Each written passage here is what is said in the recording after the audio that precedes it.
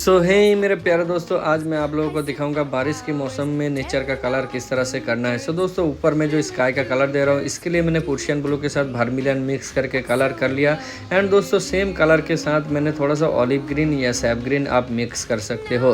Then दोस्तों, अभी बारी आ गया जो बारिश का बूंदों के इफेक्ट है उसको देने का। तो यहाँ पे फ्रेश वाटर की मदद से मैंने यहाँ पे देखो बारिश का इफेक्ट दे दिया। एंड दोस्तों, यहाँ पे पत्ता के लिए सबसे पहले लाइट कलर यूज़ करूँगा, जो सैप ग्रीन है उसको यूज़ कर लिया।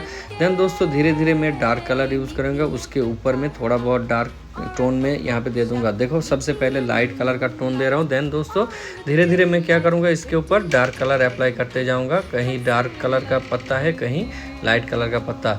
इसी तरह का इजीली पेंटिंग टेक्निक अगर आप सीखना चाहते हो तो मेरे चैनल को फॉलो कर लीजिए, ज़्यादा से ज़्यादा शेयर कर दीजिए। दोस्तों, अगर आपके घर में छोटा बच्चा है तो उनके लिए मेरा चैनल बहुत ही हेल्पफुल एंड एजुकेशनल। तो मिलते हैं अगले वीडियो में, तब तक के लिए आप सबको जय हिंद।